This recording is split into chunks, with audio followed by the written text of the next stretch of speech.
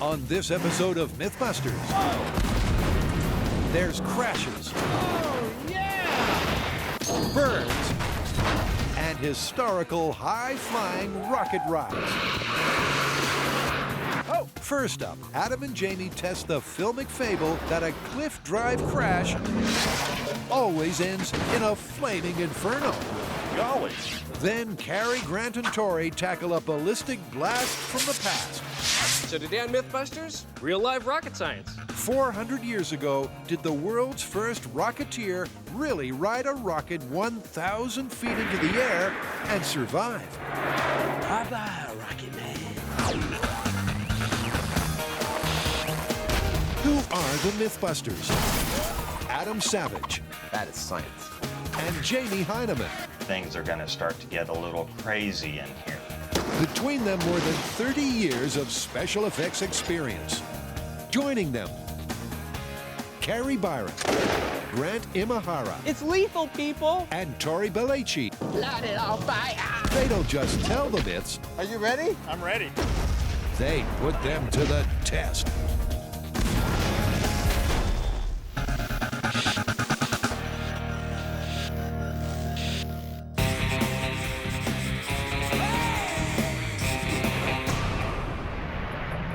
Check this out. So last night I'm watching this action movie and this car goes off a cliff. Really? You watching a movie?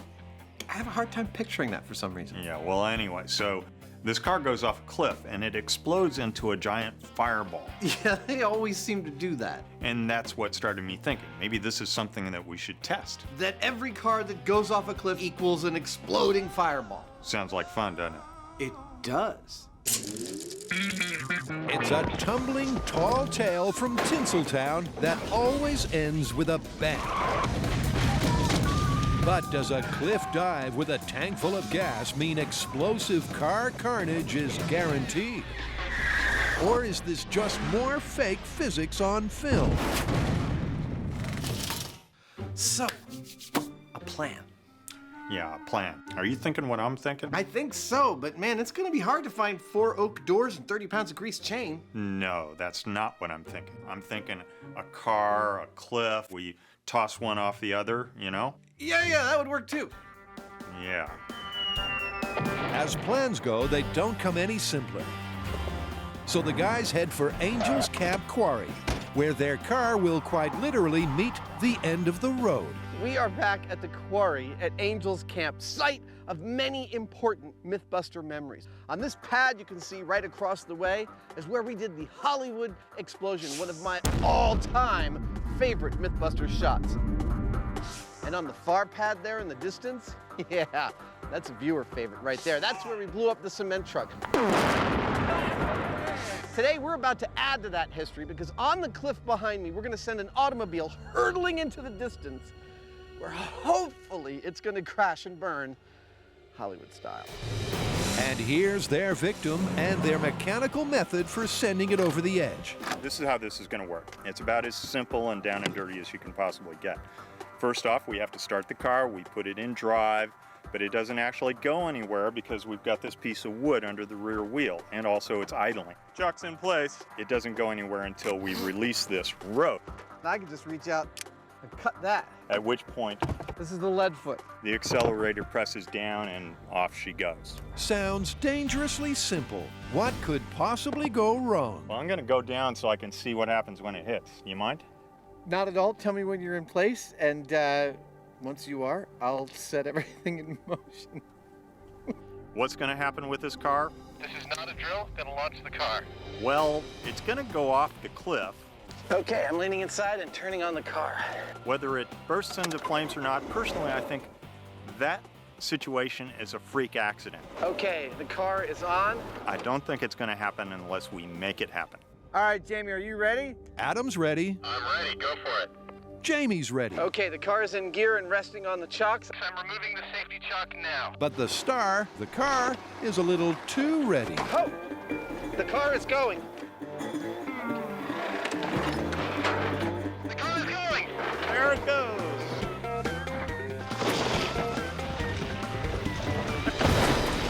And it stopped. Ah, crap. Was it going full RPM? Over?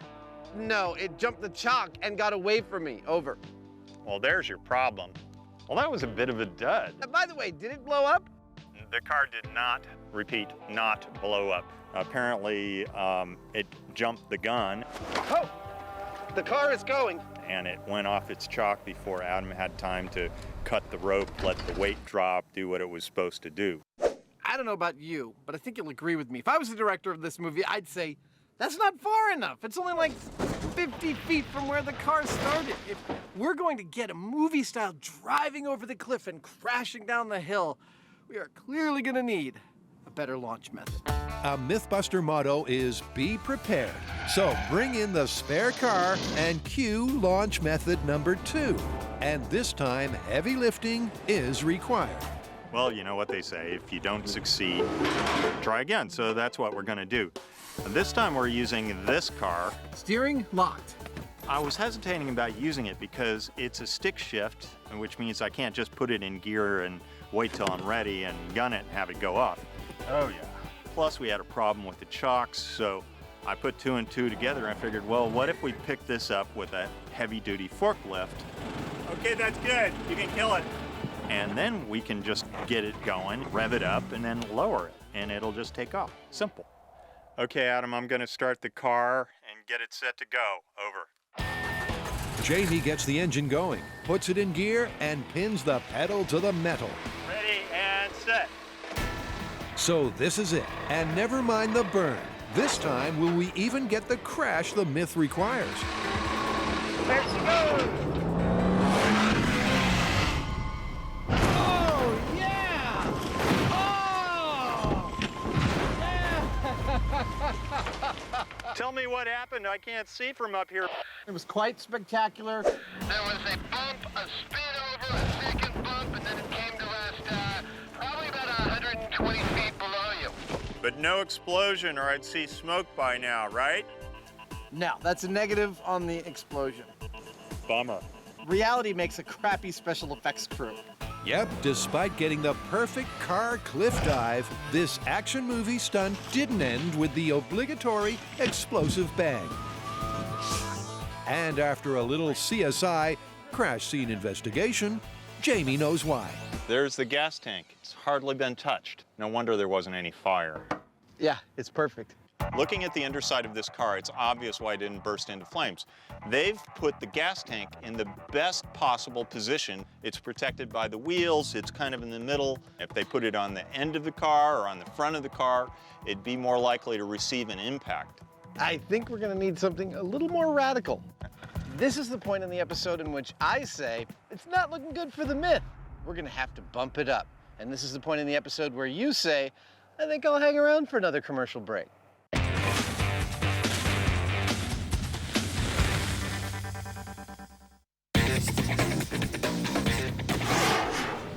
Okay, Rocket Man, what is this one all about? Okay, well first, check out these pictures while I tell you the story.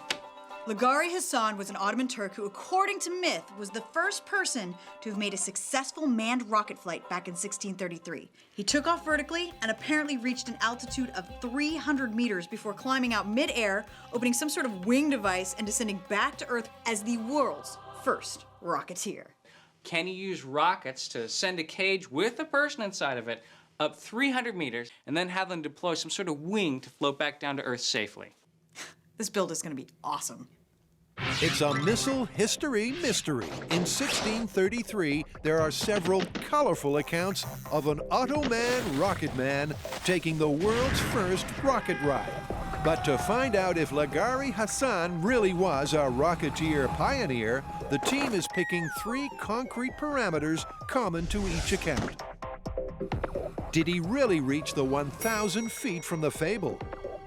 Were the wings a viable method for his descent? And finally, could he have even survived? All right, so there are a lot of unknowns to this one. I mean, did the thrust come from a single engine like in your picture, or was it multiple rockets like in this picture? And there's no design for the wing system. I mean, were they true wings or was it more like a parachute? Okay, with so many questions, let's start with small scale and put aside the whole flying back down to Earth thing until later. We'll build miniature versions of these two designs and see which one flies better, which one is more stable. And we use the design that performs the best and go full scale. All right, let's go to work. So unfortunately, with myths of this kind, there's no one single version of the story, which means that there's no one definitive rocket design for us to build. I have my materials, I have my rockets, and I have my rocket dude. Most importantly, I have my design. So Tori's gonna build his version, which is a half cage and multiple rockets. Looking at this picture, the first thing I notice is he's got a mustache. And I'm gonna build the version that's in my reference, which is a fully enclosed cage, pointy top, and a single rocket motor. And with the two designs rigged and ready for their maiden test flight, the team heads for the hills and the perfect launch location.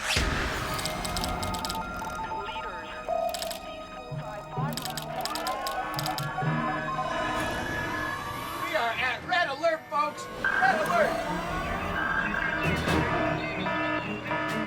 Fully operational, ready to launch. Stand by. Launching sequence. Tango, Alpha, Dagger, Omega. Impact in 3, 2, wait a minute, 1! It was a target destroyed! It was a mistake. What?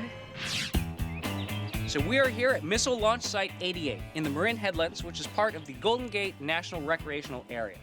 Now, this facility was built during the Cold War as part of an anti-aircraft missile defense system. Behind me is a Nike Hercules missile capable of carrying up to a 40-kiloton nuclear payload. Gotta love a man in uniform. Now, here's the interesting thing. No missile has ever been launched from this site. That is, until today. Launch pad. Now, the whole point of this small-scale test is to find out which design is the best for when we go build the large-scale rocket. Now, Grant has the cage design with a single engine. I have an open top shuttle, but it has multiple rockets. Now, we know from the past, trying to get rockets to go off at the same time have been a huge problem. Anybody remember 360-degree swing set? Whoa! And Tori's solution to this sticky, simultaneous launch issue is black powder Don't worry, you will not be forgotten. and remote ignition. The burning ring of black powder should fire all 7 engines at the same time. All right, so we're all wired up, ready for our multi-rocket launch. You guys ready? All right, give us a countdown. All right, here we go in 3, 2, 1.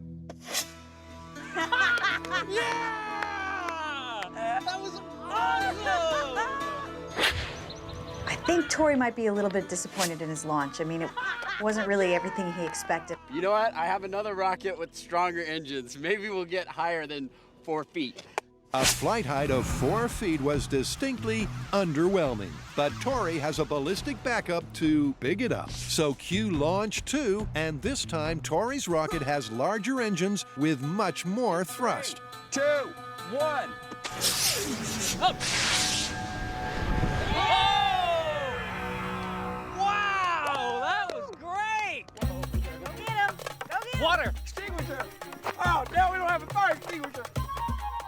Best part about watching Tori's launch is the fact that we all started running towards the rocket to go get it. Nobody had a fire extinguisher in hand, so it was a little Three Stooges. All right, we're all good. I'm not sure which one of them I am. I think I might be Curly. Despite the slapstick safety protocols, Rocket Science 101 is going pretty well. The vertical launch was stable, at least initially, and the height of the flight was good. That's the benchmark, and up next for a little ballistic show and tell is Grant. Will his single-engine cage design do any better? Here we go! In 3, 2, 1!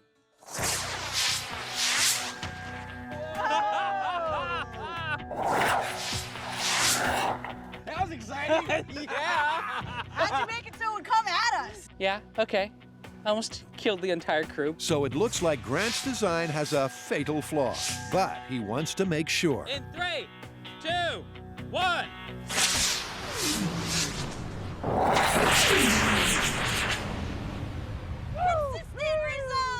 So the good news is that the second rocket performed the same as the first rocket without trying to kill us this time. Unfortunately, I still have some lingering stability issues. Yeah, and that's the key. A vertical, stable launch will be the most important aspect of the design. After all, to work, it's got to thrust our Rocketeer 300 meters safely into the air. So I think we've learned some very important things here today. We've learned that the multi-rocket design is a little problematic with the ignition. We've also learned that the weight-to-thrust ratio, very important aspect. Yeah, and we also learned that we need big fins to keep our ships from spiraling and crashing into the ground. And to tie all their ideas together, it's back to the, lair.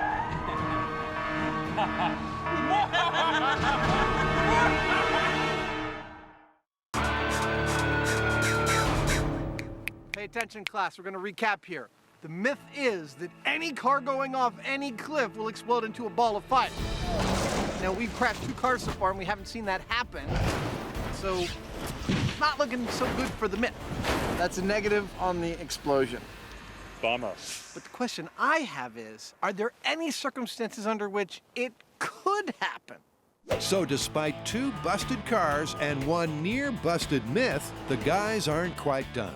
Down home at the bomb range, they want to know how far from the truth Hollywood has strayed. They're looking under the hood of this myth and asking, under impact, will an exposed gas tank even explode?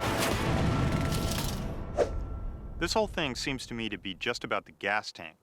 Now, based on previous experience, the idea that a gas tank would just explode doesn't seem plausible. Obviously nothing caught on fire. We bathed them in fire, and we still didn't see any kind of a gas tank explosion. That leads me to think that the only way that this is going to occur is if we squash that tank like a bug, and all the gas inside it erupts outward in a big ball of mist, which, if we ignite it, I'm pretty sure it'll burst into a ball of flame. So they're trying to recreate the perfect set of circumstances under which this myth could work. The car lands on a rock, and the gas tank is crushed, spraying the fuel into a deadly mist. That's one big fireball in potentia. And at exactly the same time, the impact of metal on rock creates an ignition spark. To find out if that sequence of events will in fact create a Hollywood-style fireball, they're going to use matches to guarantee the spark and drop 3,000 pounds, the weight of a car, onto the gas tank. Now we're going for a big boom. Ready? I'm ready. Flattened gas tank with actual gas in it. In 3, 2, 1.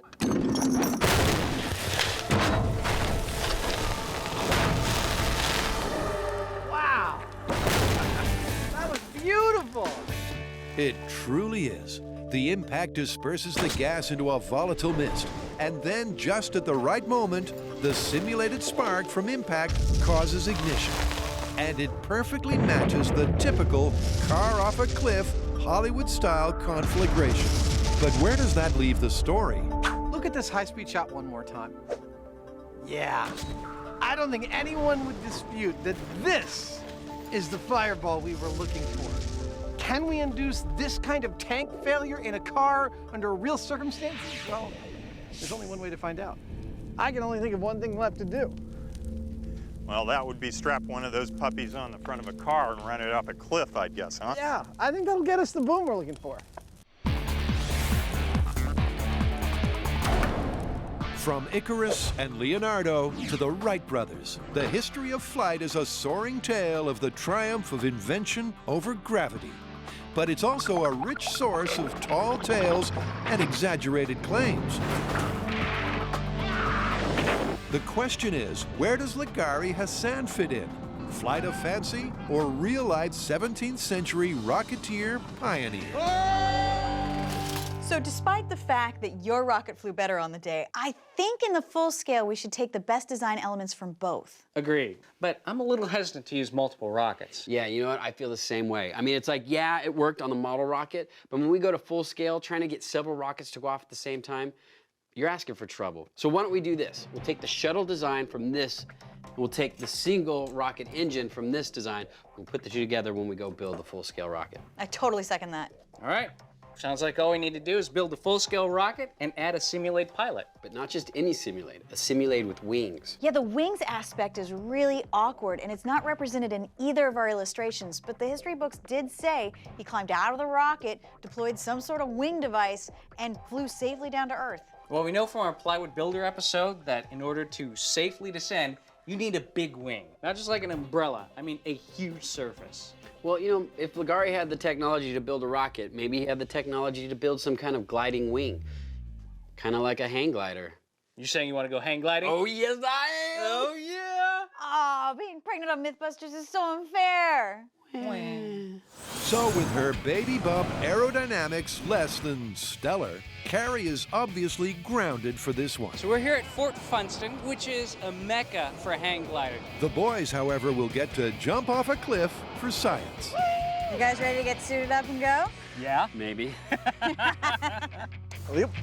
Nerves and jokes aside, this is a practical excursion. The team want to know, could the wing of the myth be a version of the modern hang glider?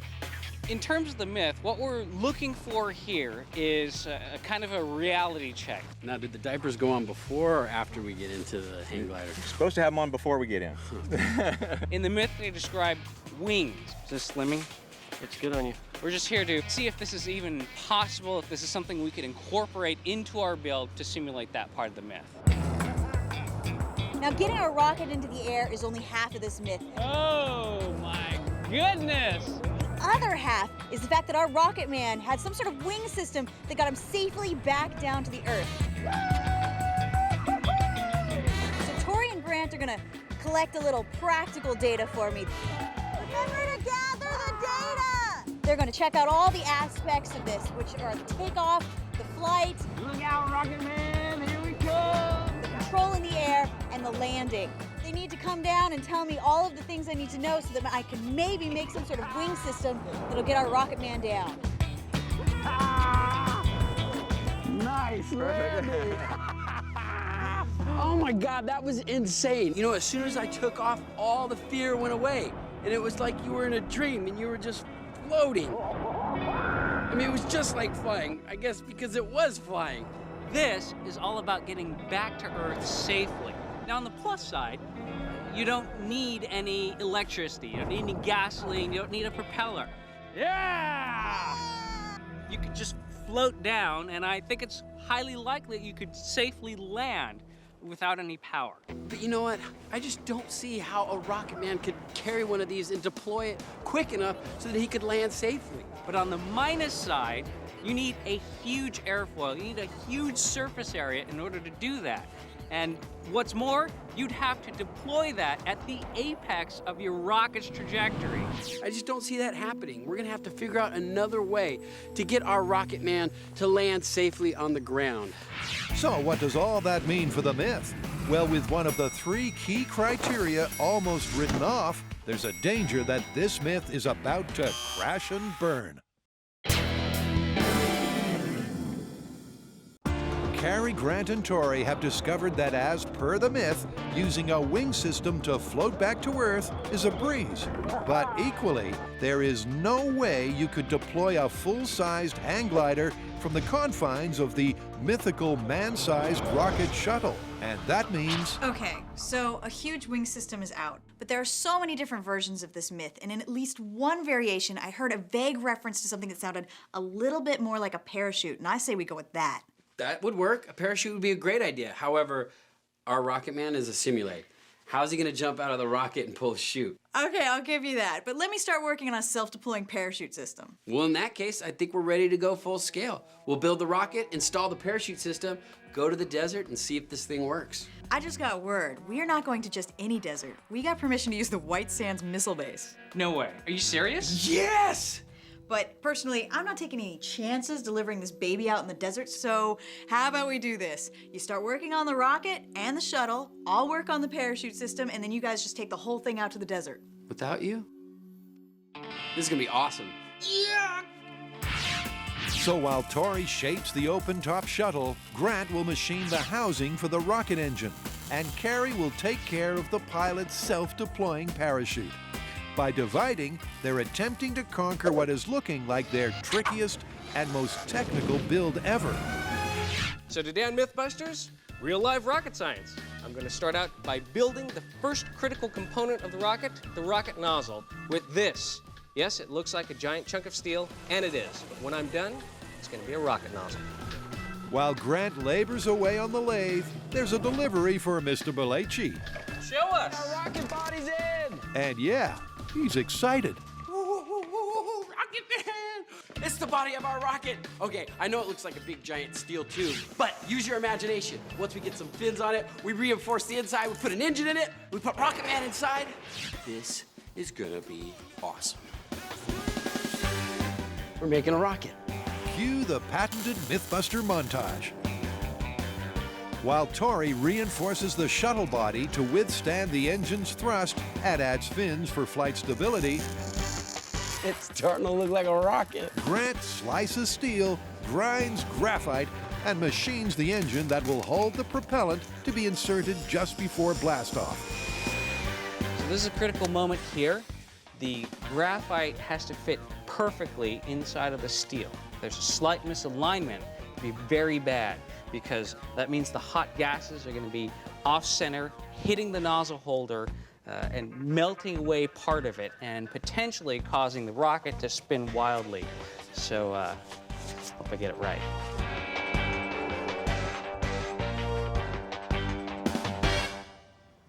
Looks like we're ready to move on. So up till now, Tori's been working on the body of the rocket, and I have been working on the motor. But this is the point where we bring the two together and figure out our mounting system. So I'm about to build the bracket that is going to hold our engine. Now, it is important that this area is very strong, because what we don't want happening is that engine breaking free of our shuttle. So I'm going to be using a little bit thicker steel. Now, another important thing is the placement of the engine. It has to be dead centered, and it has to be perpendicular to the ground, because when we go to launch, we want a true vertical launch. Yeah, we're in! So now the body and the engine are all one as one complete rocket. Now all we need is a Rocket Man and a parachute to recover him, and we are good to go. So it's over to Carrie and her substitute for the wing of the myth, a parachute for our crash test Rocketeer. Okay, so I have my canister built, and I have a parachute packed inside. Now there's a few more layers to make this self-deploying system. The next layer is going to be my spring-loaded pilot chute, which takes about 25 pounds of force to completely compress. On top of this, I will have a little bit of black powder sandwiched between the pilot chute and the lid. The pyrotechnic go in there. The way that this actually ignites is I have an electric igniter hooked up to some wires, so that once I touch those wires to a battery, it will blow off the lid. You ever try to pack one of those peanut brittle cans with a snake in it? Oh. Sometimes that happens. The spring will jump out, pulling the pilot chute and then pulling the regular parachute, which will be attached to our Simulade and be able to pull him to freedom. To put the parachute through its paces, Grant and Carrie head down to Treasure Island, attach it to the truck, and get set for a test run. Okay, so we're here to test Carrie's self-deploying parachute system. We're on a closed-off street directly adjacent to the bay. I'm gonna drive down the middle of the street. Go! Okay. When we reach the mark, Carrie's gonna hit the button and hopefully deploy the parachute by blowing off the top with the pyrotechnic. 40. The little guide chute comes out. 55. And the whole thing goes up. 60.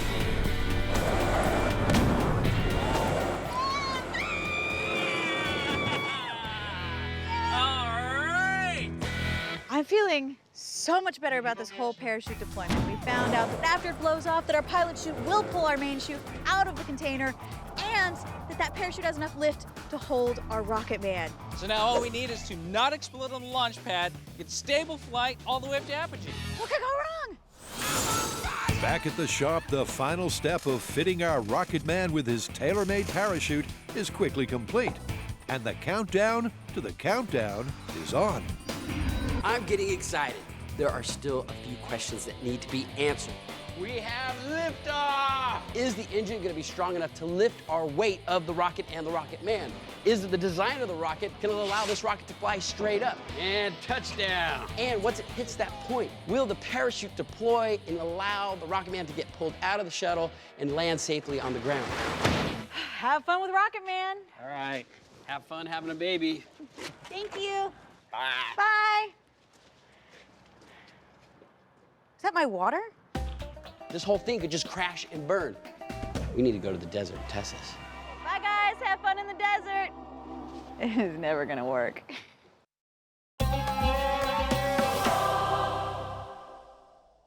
Adam and Jamie have discovered that not every cliff drive dive ends in a bang. But at the bomb range, they found a Hollywood-style gas tank explosion was possible. And we've determined that this pretty much rests upon the gas tank of the car being compromised in such a way as to release all of its fuel simultaneously and being sparked into an explosion, which we pretty much determined is a 1 in gazillion chance. I mean, we could spend weeks throwing cars over cliffs until one of them landed perfectly on a rock, but we don't have the time or the energy to do that. Time for some modifications. So, back at Angels Camp Quarry, using what they've learned, they're going to tweak the odds from 1 in a gazillion to 1 in 1. As we've learned at this point, they intentionally put gas tanks out of harm's way on cars. Well, that ought to do it. It makes sense that they would do that. But if we're going to get a movie-like explosion, we need to put the gas tank in harm's way. Where's it all happening? Well, it's all happening right there, of course. So our solution is strap the gas tank right to the front of the car. Okay, that's it. All right. For a spark, yeah, I knew you were wondering about that. We're not throwing it over a flint mountain. No, we're going to use Strike Anywhere matches, like a Christmas present of death, which in this case, I'd like to think of as strike just where we want the matches. Well, I know one thing. If this doesn't replicate the results of the myth, it's not happening. I've got a good feeling about it. I think this is gonna go. Let's do it. And so, with everything set, Adam and Jamie take up their positions atop the mountain with the car and across the valley for the perfect view. All that's left is for Jamie to get the motor running, remember to take off the park brake, and stand back.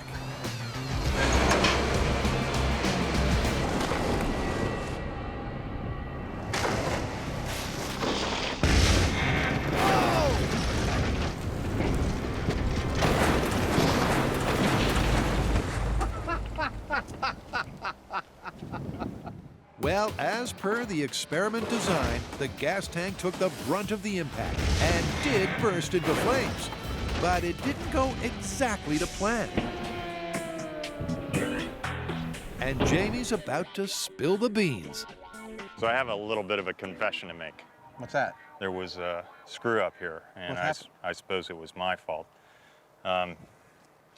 You should always remember to take off the parking brake before you want a car to go. No! I know. The front wheels are spinning away. It was looked like it was working fine, and I just doy. Well, you know, it went over. It hit with all the weight of that car going right on that tank. Oh! But the hit was perfect. Nose down, perfect. I'm still a little bummed, but what are you gonna do? So they didn't get the distance they were looking for, but the result is still valid. The car went over the cliff, crashed, and burned. But crucially, there was no special effects style explosion. I think this makes the myth totally busted. Yeah, I mean, we made it as likely as possible to get a car explosion. And all we got was a car fire, eventually. I mean, I don't know what else we could do. Except say, myth busted, and somehow achieve a car explosion.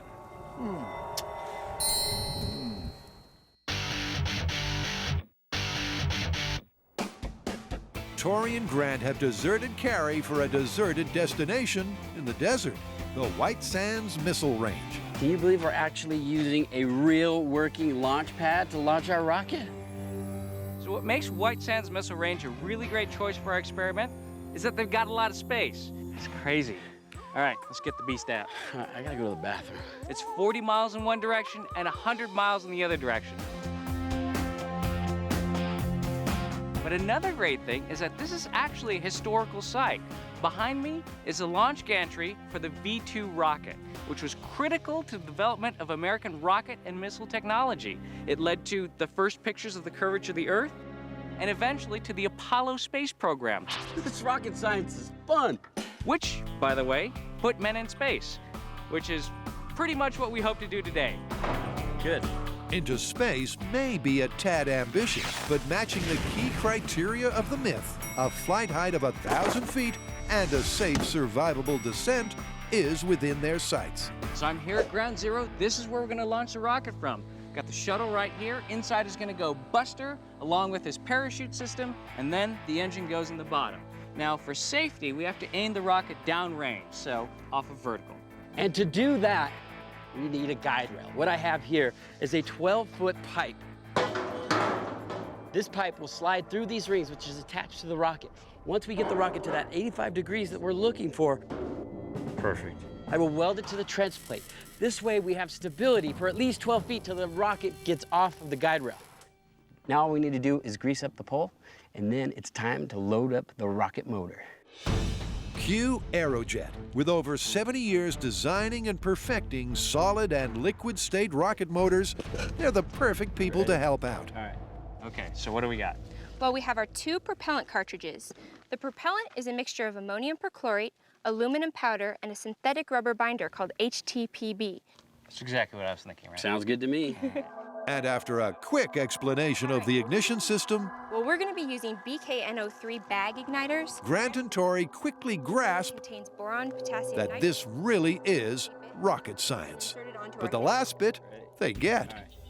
Then we'll wire everything together, flip the fire switch, and away Buster goes. Oh, we're gonna have fun. Oh, and in case you're wondering why we're not using black powder, here's Grant. So we're using 15 pounds of modern-day solid rocket propellant, which is the direct equivalent of the 140 pounds of black powder that's stated in the myth.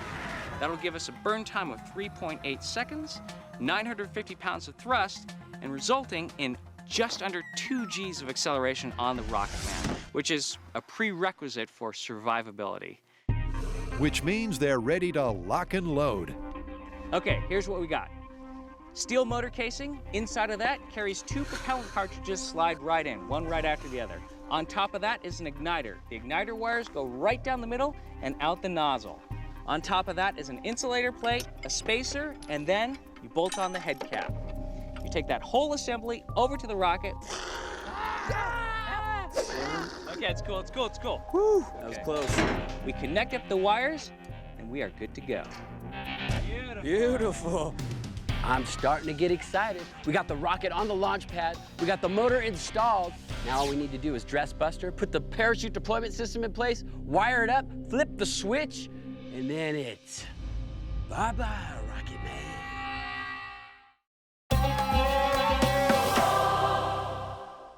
We're back, and this is where we're at. We've done all the small-scale tests. We've done all the designing and building. Ready to lift off.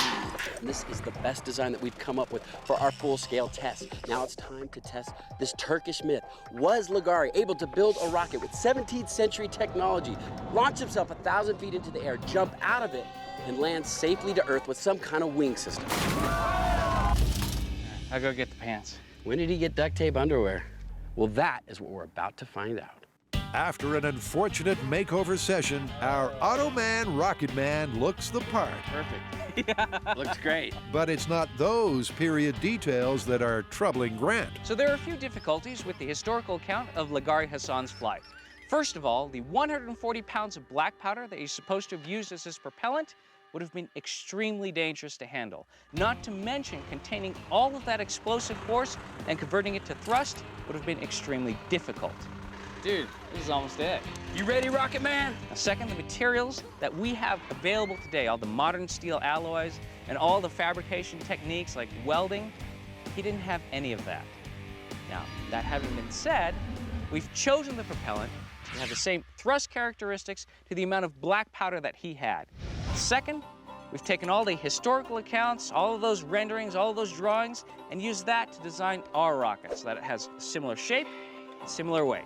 Give us a little slack over here. If this rocket doesn't fly, I find it very difficult to believe that Lagari Hassan would have been able to do it in his day. Ready to go? Ready. All right, which way? That way. Now, we've been asking the question, was Lagari able to do this? But the real question is, why did he do it? Was it to impress the ladies? Probably. Was he trying to impress his fellow man? Maybe. I know one thing, he wasn't using it for transportation. He was just showing off. Good luck, man. I'd keep my arms in at all times if I were you.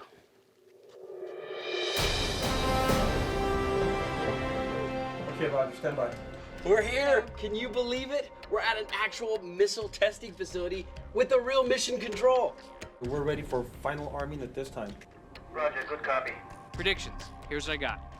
Vehicle is armed. I think the welds in the engine casing are gonna hold, and we are gonna get liftoff. Attention all personnel, please clear the pad at this time. This is Operation Alpha Golf, holding at 5 minutes and counting.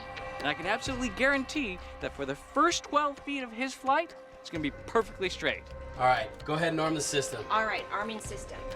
And I think that given the weight distribution, it's quite likely that we might have some tumbling happening right after that 12 feet. But you know what? That's what we're here to find out. So all that remains is to hit that switch. All right, here we go.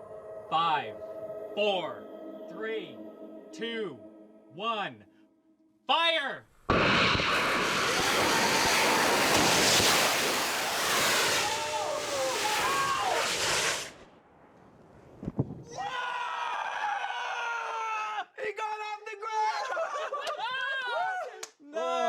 A successful launch? Oh yeah, Rocket Man had the ride of his life. But here comes the but. The rocket lost control way before the mythical 1,000 feet. And Rocket Man did not escape and deploy his parachute. So the rocket was set on the launch pad. We all ran back to the bunker. Grant gave the countdown. Carrie hit the switch, and the rocket went straight. It was stable for about 100 feet. The motors were working perfectly, but at that point, the rocket went out of control, and we knew it was crash and burn. That's crazy. All right, let's go check it out. However, the Rocket Man did eject from the rocket, but he hit the ground before his parachute deployed. Look at the damage to the rocket! That's crazy. Dude, he is looking mighty crispy. We burnt his clothes off. All right, so how are we gonna call this one? I don't know. I mean, we did get it to launch. That thing got almost 100 feet in the air. Yeah, but 100 feet is pretty far from 1,000. Yeah, and you know what? There's no way he survived that landing. Well, let's take the footage back to the shop. We'll have a look at it, and then we can decide. All right, I think that's a good call. So tell me everything. It was great. We made it off the launch pad. Smooth takeoff exactly as predicted, and we made it up to about 100 feet. Yeah, but at that point, everything went wrong. It burst into flames, started spiraling out of control before it smashed to the earth. And our Rocket Man? Crashed and burned. And when I say burned, I mean burnt to a crisp. So we didn't reach the 1,000-foot altitude we were looking for, and our Rocket Man did not safely sail down to the Earth. Nope. So how are we calling this one? Bear in mind, we gave this myth the best possible chance of working. High-performance, state-of-the-art rocket motors, modern materials, and we even replaced the highly suspect wing system with a modern parachute. But I think we still have to call this one busted. Well, hang on. What about all the historical accounts? Apparently this actually happened. Well, as we know, just because it's written doesn't mean it's true. I mean, look at Archimedes' death ray, for example. Plus, there are so many stories around this myth, and none of the evidence matches up. I mean, they can't agree on the design of the ship, they can't agree on how many motors were used, how high it went. I just don't think there's enough evidence. So unless somebody unearths some actual evidence, we're calling this one busted. Busted. Unfortunately, Lagari's rocket design, from the weight distribution to the aerodynamics, just won't fly. Busted.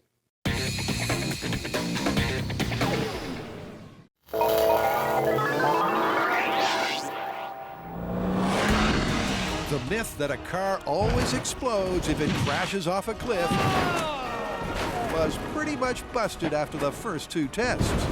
Reality makes a crappy special effects crew. The gas tank, the heart of this myth, is protected deep in the car's understructure to avoid just such an outcome. Even putting the gas tank front and center failed to provide the mythical Hollywood-style explosion. I think this makes the myth totally busted. Which just leaves the classic MythBusters result replication. How exactly do they do it in the movies? Right, now, here's my vision. The hero car comes careening through this industrial area, which I like because it's like post-industrial, comes down this ramp, out of control completely towards this edge, and then plummets into the abyss. All I need here is a ramp. Where's my ramp? So the ramp will ensure the perfect crash. And Frank will bring the burn. Hey, what do you need? Well, I want to run this car off the cliff and have it blow up when it hits the bottom. Okay, lots of gasoline, a little bit of explosive. It'll give you a magnificent explosion. Works for me. And what works for Jamie is 4 single-gallon bottles of gasoline wrapped in detonation cord. We're ready to load the car now with the gasoline and everything. One coming. So we'll put a couple guys in there, get our gas position. There you go. Get it tied down with the wire to the cleats and run the ring main line down the middle toward the trunk. And then once we get it all into position, we'll hold until we cap in. Let's do it and be safe. All right. So 3 cars down, and I think we're all in agreement that reality is not nearly as exciting as an action movie. I know, I'm just as disappointed as you. But this, our 4th and final car, rigged with 4 gallons of gasoline, some explosives, and wireless trigger. Once it starts driving down this ramp towards this abyss, we're going to trigger the explosion that we want. My prediction, mayhem. Mayhem? For sure. But Frank runs a tight ship. It'll be controlled mayhem. And on cue. Okay, Hollywood-style car crash. All the systems are in place. 3. Then any second, 2. some real Hollywood action's gonna happen. 1. Hopefully, right in front of me.